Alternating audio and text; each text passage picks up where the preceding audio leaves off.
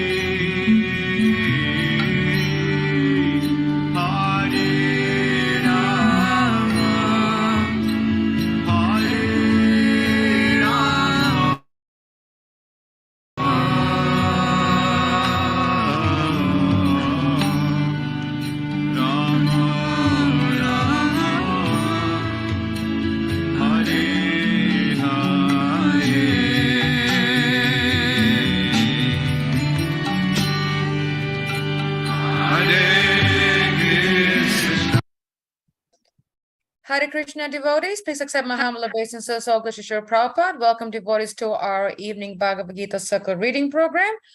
Today we will continue with chapter 15, verse 18, and the chapter is entitled The Yoga of the Supreme. It will be read and explained to us by Parikshit Prabhu from ISKCON Harrisburg.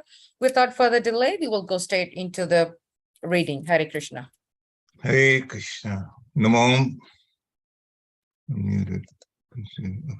Namo Vishnupadaya Krishna Prasthaya Bhutale Srimati Bhaktivedanta Swami Niti Namine Namaste Saraswati Devi Gauravani Pracharini Nirvishesha Sunyavari Paschatyadi Shatarini Jaya Shri Krishna Chaitanya Prabhu Nityananda Shri Advaita Gadadhar Shiva Shadi Gaura Bhakta Vrinda Hare Krishna Krishna Krishna Hare Hare Hare Rama Rama Rama Hare Hare Hare Krishna Krishna Krishna Hare Hare Hare Rama Rama Rama Hare Hare Hare Krishna Krishna Hare Hare Hare Rama Rama Rama Hare Hare Hare Krishna, dear devotees, accept my humble obeisances, all glories to Srila Prabhupada.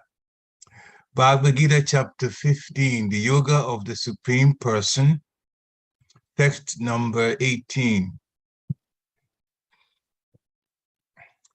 Yatmakshanam atitoham aksharad api kotamam atosmi loke vedecha pratita purushottamam.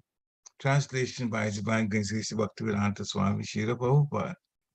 Because I'm transcendental, beyond both the fallible and the infallible, and because I'm the greatest, I'm celebrated both in the world and in the Vedas as that Supreme Person. Purport by Srila Prabhupada. No one can surpass the Supreme Personality of Godhead, Krishna, neither the conditioned soul nor the liberated soul.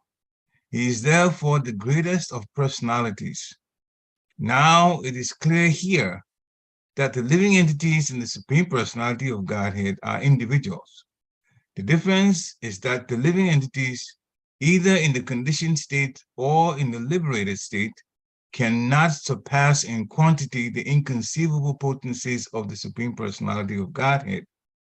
It is incorrect to think that the Supreme Lord and the living entities, it is incorrect to think of the Supreme Lord and the living entities as being on the same level or equal in all respects. There is always the question of superiority and inferiority between their personalities. The word uttam is very significant. No one can surpass the Supreme Personality of Godhead. The word loke signifies in the Paurusya Agama, the Smriti scriptures. As confirmed in the Nirukti dictionary, Lokyate Vedarho Nena, the purpose of the Vedas is explained by the Smriti scriptures. The Supreme Lord, in his localized aspect of Paramatma, is also described in the Vedas themselves. The following verse appears in the Vedas, Chandogya Upanishad 8.12.3.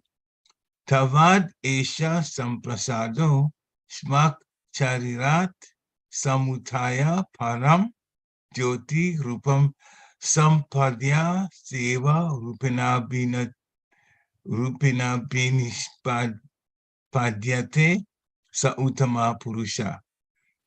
The super soul coming out of the body enters the impersonal Brahmajyoti. Then in his form, he remains in his spiritual identity. That supreme is called the Supreme Personality. This means that the Supreme Personality is exhibiting and diffusing his spiritual effulgence, which is the ultimate illumination. That Supreme Personality is also has a localized aspect as Paramatma by incarnating himself as the son of Satyavati and Parasara. He explains the Vedic knowledge as Vyasadeva. Text 19. Yo man evam asamuddo janati janati purushottamam sa savavit bhajati mam savabhavena bharata. Translation by Srila Prabhupada. Whoever knows me as a Supreme Personality of Godhead without doubting is the knower of everything.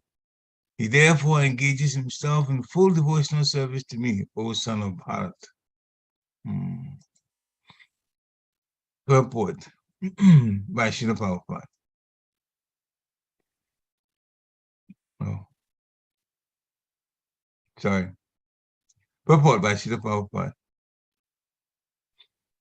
There are many philosophical speculations about the constitutional positions of the living entities and the supreme absolute truth. Now, in this verse, the Supreme Personality of Godhead clearly explains that anyone who knows Lord Krishna to be the Supreme Person is actually the knower of everything. The imperfect knower goes on simply speculating about the absolute truth, but the perfect knower, without wasting his valuable time, engages directly in Krishna consciousness, the devotional service of the Supreme Lord. Throughout the whole of Bhagavad Gita, this fact is being stressed at every step, and still there are so many stubborn commentators on Bhagavad Gita who consider the Supreme Absolute Truth and the living entities to be one and the same. Vedic knowledge is called Shruti, learning by oral reception. One should actually receive the Vedic message from authorities like Krishna and his representatives. Here, Krishna distinguishes everything very nicely, and one should hear from this source. Simply to hear like the hogs is not sufficient. One must be able to understand from the authorities. It is not that one should simply speculate academically. One should submissively hear from Bhagavad Gita that these living entities are always subordinated to the Supreme Personality of Godhead. Anyone who is able to understand this according to the Supreme Personality of Godhead, Sri Krishna, knows the purpose of the Vedas. No one else knows the purpose of the Vedas. The word bhajati is very significant. In many places, the word bhajati is expressed in relationship with the service of the Supreme Lord. If a person is engaged in full Krishna consciousness in the devotional service of the Lord, it is to be understood that he has understood all the Vedic knowledge. In the Vaishnava Parampara, it is said that if one is engaged in the devotional service of Krishna, then there is no need for any other spiritual process for understanding the Supreme Absolute Truth. He has already come to the point because he's engaged in the devotional service of the Lord. He has ended all preliminary processes of understanding. But if anyone, after speculating for hundreds of thousands of lives, does not come to the point that Krishna is the Supreme Personality of Godhead and that one has to surrender there, all his speculation for so many years and lives is a useless waste of time. Text 20. Iti guhyatamam shastram idam uktam maya nagha etat buddha buddhiman syat kreta krityascha bharata. translation by Srila Prabhupada. This is the most confidential part of the Vedic scriptures, O sinless one, and it is disclosed now by me. Whoever understands this will become wise, and his endeavors will know perfection. Purport by Srila Prabhupada. The Lord clearly explains here that this is the substance of all revealed scriptures, and one should understand this as it is given by the Supreme Personality of Godhead. Thus one will become intelligent and perfect in transcendental knowledge. In other words, by understanding this philosophy of the Supreme Personality of Godhead and engaging in his transcendental service, everyone can become freed from all contaminations of the modes of material nature. Devotional service is a process of spiritual understanding. Wherever devotional service exists, the material contamination cannot coexist. Devotional service to the Lord and the Lord himself are one and the same because they are spiritual. Devotional service takes place within the internal energy of the Supreme Lord. The Lord is said to be the sun, and ignorance is called darkness. Where the sun is present, there is no question of darkness. Therefore, wherever devotional service is present under the proper guidance of a bona fide spiritual master, there is no question of ignorance. Everyone must take to this consciousness of Krishna and engage in devotional service to become intelligent and purified. Unless one comes to this position of understanding Krishna and engages in devotional service, however intelligent he may be in the estimation of some common man, he is not perfectly intelligent. The words Anaga, by which Arjuna is addressed, is significant. Anaga, O sinless one, means that unless one is free from all sinful reactions, it is very difficult to understand Krishna. One has to become free from all contamination, all sinful activities, then he can understand. But devotional service is so pure and potent that once one is engaged in devotional service, he automatically comes to the stage of sinlessness. While one is performing devotional service in association of pure devotees in full Krishna consciousness, there are certain things which require to be vanquished altogether. The most important thing one has to surmount is weakness of the heart.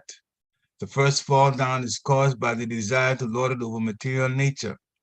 Thus, one gives up the transcendental loving service of the Supreme Lord. The second weakness of the heart is that as one increases the propensity to lord it over material nature, he becomes attached to matter and the possession of matter. The problems of material existence are due to these weaknesses of the heart. In this chapter, the first 5 verses describe the process of freeing oneself from the weaknesses of heart, from these weaknesses of heart, and the rest of the chapter, from the 6th verse through the end, discusses Purushottama Yoga. Thus end the Bhaktivedanta purports of the 15th chapter of the Srimad Bhagavad Gita in the matter of Purushottama Yoga, the yoga of the Supreme Person. Hare Krishna. I'm thinking probably we should have a quick summary about this rather than starting in new chapters. What do you think? Is that okay? We can do that. Yeah, no problem. Yeah, can you kind of this is verse 20. So in the past three that you read, would you be able to kind of give us a quick summary of the gist of the Yoga of Supreme, or even the past this whole chapter, if it's possible? The chapter itself starts with understanding what the material world is like. The one thing that makes chapter 15, the Yoga of the Supreme Person, stand out from the rest of the chapters, in my own mind, okay? I'm not saying that it is binding on anybody, but that's the one place that the banyan tree that's upside down is discussed at the beginning. The banyan tree, the upside down banyan tree. The right side up banyan tree is a description of the spiritual world, the real tree. So the upside down, it's like if you go to the bank of a river and the banyan tree is close to the bank of the river, you are going to see the reflection of that in the water. Mm. And so, and think the roots are up, and the rest of the tree goes down. And what you expect with the tree to be up is actually down because it's a reflection, and it's a perverted reflection. With the weapon of knowledge and detachment from the material world, it says that you don't even need to know where it came from, but we need to be able to cut it off our lives. That was not depend on things that are perverted, not depend on the material world and the things here as the all in all. So later, this is discussed, especially where we read today, the understanding of who the Supreme Personality of Godhead is. It discusses, 15th chapter in the middle discusses the fallible and the infallible. That those that are in the material world are called fallible, and that they are not called fallible, since most in the material world are fallible. And those in the spiritual world are called infallible. And it's interesting how it was described that those, if we spend a little time there, those in the material world are fallible, and those in the spiritual world are called infallible. And I always wondered, nobody asked a question about that. Why is it that they said, it is said that those in the material world are fallible, and those in the spiritual world, they had to put the word called infallible? And the answer that was coming to me was that, sure, if you're in the material world, being connected to the material energy, yes, from a spiritual standpoint, we are fallible. Those in the spiritual world, the pure devotees of the Lord, are serving the Supreme Personality of Godhead, but they are called fallible because some of them can fall. They are labeled fallible. Those in the material world are fallible for sure. They're conditioned souls. Those in the spiritual world are not fallible unless they envy the Supreme Personality of Godhead. Then they become fallible. And they fall from the spiritual world. And that's why, that's what's coming to me. Why they didn't say those in the spiritual world are infallible, which means they will never fall. But they can fall. So they called infallible, they labeled that way as long as they are doing what they need to do, being in the constitutional position of being an eternal servitor of the servitor of the servitor of Krishna, and remain there, then they will be infallible. But they can also fall. This is how those in the material world are made anyway. They came from the spiritual world by envy of the Supreme Personality of Godhead. Then Krishna says, so fallibility, infallibility, all of that. I am transcendental above everything, above a situation of fallible and infallible. Krishna is not fallible or infallible. Krishna is absolute. He is absolute truth. So he's beyond this comparison here and that comparison here. No, he's beyond all of that. And that's why he says he is the greatest, which is the first thing we started today. I'm the greatest. I'm celebrated both in the world and in the Vedas as a supreme person. So he puts himself in that situation. He says, whoever knows me as a supreme personality of Godhead without doubting is a knower of everything. And therefore engages himself in the full devotional service of me, to me, serving those who understand that Krishna is the Supreme Personality of Godhead, the last word in everything, and all come from him, everything, material and spiritual, all emanate from Supreme Personality of Godhead. And this same chapter in text 15, which you read earlier, he says, I'm seated in everybody's heart. From me comes knowledge, remembrance, and forgetfulness. Of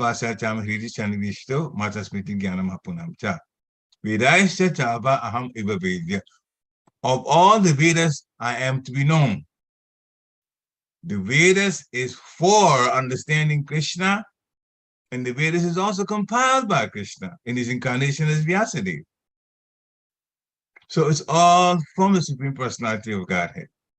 And the Vedas is from the Supreme Personality of Godhead, and the Vedas is about Supreme Personality of Godhead.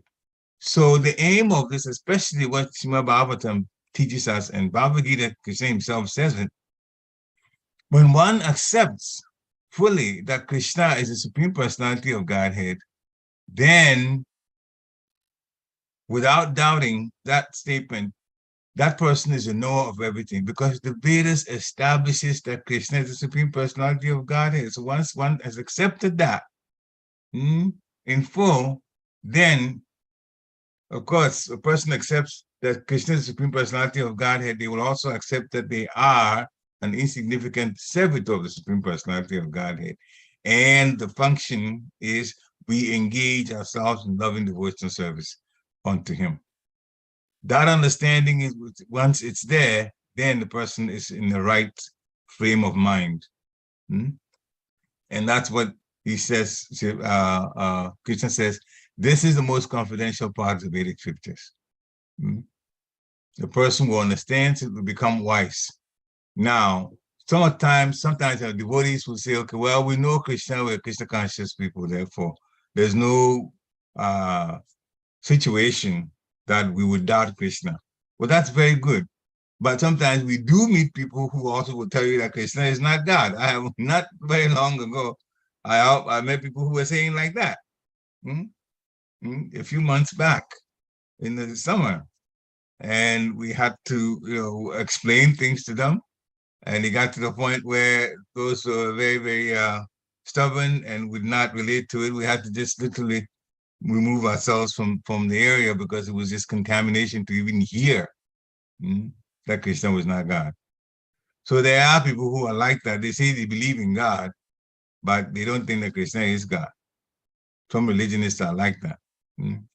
So the point we're making is that so the devotees take for granted that Krishna is the Supreme Personality of Godhead. It's said so many times. But it is said so many times because there are people in the world who don't believe in Krishna, but they say they believe in God. This is why, it brings another point.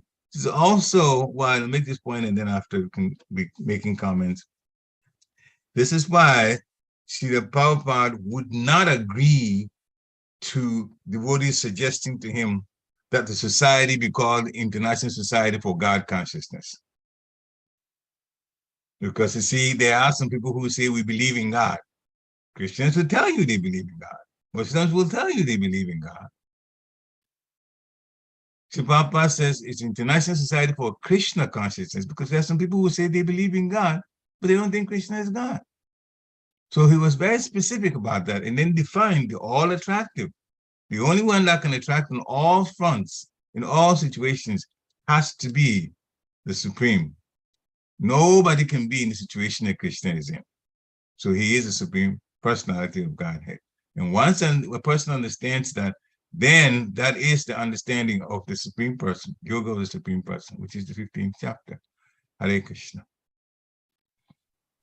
Thank you for addressing that. Actually, Dear Krishna put a question in the post, which I had a similar question when you were talking about a purport, where Sri Prabhupada said that even those in the spiritual world are called infallible. Is it what you said? Yes, they are called infallible. Called, right? And use the key word, because they said it twice, so I know they meant that. And that triggered a question in my mind that Dear Krishna has posted, which I would like to read out. And he said, thank you for the wonderful reading and explanations. And he, of course, he's had his greetings, Hare Krishna Prabhu, because I'm humble obeisance all goes to Srila Prabhupada. Thank you for the wonderful reading and explanations. If living entities are prone to fall down even from the spiritual world, how do we understand when Krishna says Yad Garvata Nivartena? Does that mean living entities in spiritual abodes still need to be alert and cautious? Yat Gatva Nirvatante. Okay. Okay, so this is number 6 of the same chapter. Natat Bhavashate Suryo Na Shashanko Na Pavaka Yat Gatva Na Nivartante Tat Dhamma Paramam Mama. Okay, so now the point, Yat Gatva is about those who reach that spiritual world, this supreme abode of mind. Well, let's do the whole translations and then end that part and then answer the question. That supreme abode of mind, which is different from the material world, is not illumined by the sun or moon or fire by electricity like it is in the material world. Those who reach it never return to this material world. Those who reach it never return to this material world. Okay, so this is in a particular situation. So now to the question.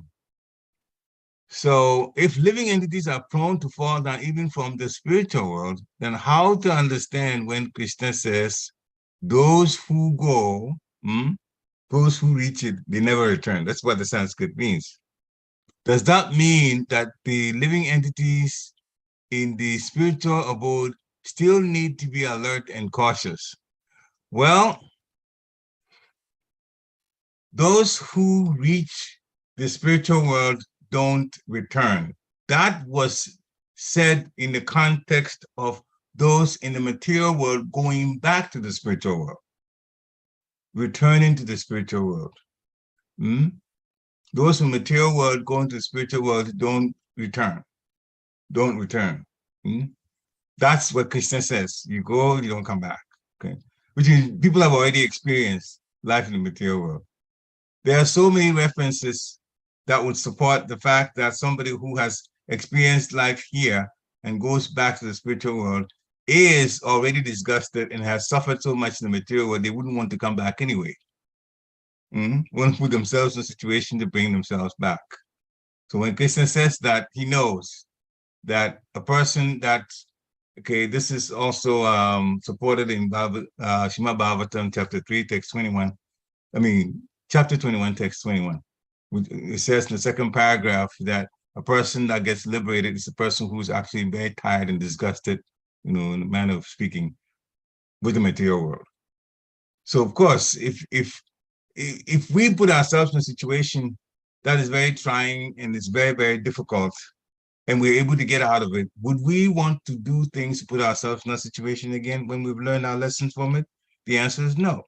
So yeah, that's why they wouldn't come back. Now, all right, does that mean that those in the spiritual, now this is the last bit, does that mean the living entities in the spiritual abode still need to be alert and cautious? Well, they don't live life based on alertness and caution. We could have said, yes, they could fall in the spiritual world, therefore they need to be cautious. They're not in anxiety, trying to be careful not to fall into the material world. Their life, the life that we have left, that Sri Papa is trying to get us to go back, is a life of love. It's a life of love. So we can't say that when a person, while we cannot say that when a person is envious of Krishna, that they won't be kicked out, they will be into the material world. At the same time, we also have to be careful not to make that as a priority. That people are always careful, I might be careful not falling down. No, what they are doing in the spiritual world is serving in bliss. So a person who is supremely happy, a person who is in bliss, is not a person who's alert. In terms of the two emotions, the bulk of the time is spent serving Krishna from the heart. It's only a few cases where somebody would look at Krishna, and because there's that freedom there, the free choice, we look at Krishna as well, he has this, he has that, he has that. How come I'm not in that position? The overwhelming majority of those in spiritual world don't think like that at all. 99.99999% don't think like that at all. So that that part is there. And those of us in the material world can think, yeah, we have to be alert, because look how we felt here. But the majority, the overwhelming majority, have never experienced anything of something in the material world. They haven't. They just haven't fallen. So it's not, it's there, but we won't make that as a priority in order to use the word alert. To alert is just too strong. It's a situation where there is, it's like the exception. To fall is the exception. The normal thing is people are serving, in bliss, and are happy to be serving, and they're very happy with the situation they're in, serving the servants who are the servants of the Supreme Personality of Godhead. That's the norm. Fall down is the exception. Yeah. And so since that's the norm, we cannot give the word alertness, because this is too strong, like everybody around, let me be careful, Krishna doesn't kick me out. No. It's more of, everybody being happily serving. As they say in the spiritual world, the walking is like dancing and the talking is like singing. That's not alertness at all. It's all love. Yeah, so it's only very, very, very few cases that the envy sets in, and Krishna warns that you could be, you could leave, and people still want to be the boss, and then you wind up in the material world. So as many people as there are in the material world, many living entities, there's still a very small percentage compared to those who are in the spiritual world. Very small. Hare Krishna. We just wanted to stress that point. That's all. Thank you for addressing that. And Dear Krishna said that it's very exciting. Dear Krishna, you have to share what you mean by exciting, because I'm yet to understand what you mean by very exciting. If you can speak, that would be nice. Sure. Hare Krishna, Prabhu, please accept. Hare Krishna. Yeah, I mean, the way you have been describing how blissful, because we have not, or at least I have not experienced it. So we've been away too long. Yeah. Yeah, it's a very, very exciting that, to whenever I will be able to experience that bliss. So thank you so much for explaining that, how it would be in the spiritual world. Hare Krishna. Yeah, that's just, by the mercy of Guru and Guranga. By the mercy is what we are clamoring for. And we try to do what we can in good efforts with these senses that are limited, trying to serve as best as we can from the heart, and facing all kinds of challenges and still moving on. Then we'll get a chance to go back to Godhead and be in our constitutional position, which has so much bliss that's there. There's no question. Hare Krishna. Thank you for sharing. Go ahead there, Krishna. No, just thank you. Hare Krishna, Prabhu. Thank you. Hare Krishna. Glory to the Prabhupada. Thank you for actually speaking on that wonderful question that Dear Krishna and I had, very similar, because that was very nicely explained. Thank you.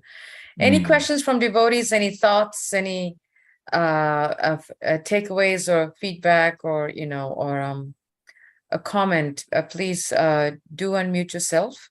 Oh, Pavana Prabhu is on. Okay, wonderful. Yes, he is. Hare Krishna, Prabhuji, accept my obeisances. Hare Krishna, accept my glory to Papa. Nice seeing you yesterday. Thank you, Prabhu. Same here, always. Hare Krishna. Hare Krishna. And just would like to remind devotees, if there are no questions or comments, tomorrow we tomorrow we continue Srimad Bhagavatam class, but it will be on Chaitanya Charitamrita.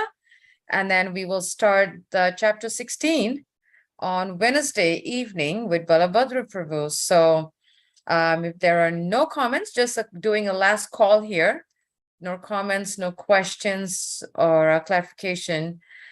We thank you all for joining us this evening. Vanchakraptabhyascha, Kripasindhubheva Patitanam Pavanebhyo, Vaishnavebhyo Namo Namaha. Srila Prabhupada ki. Hare Krishna. Hare Krishna. Jai Shri Prabhupada.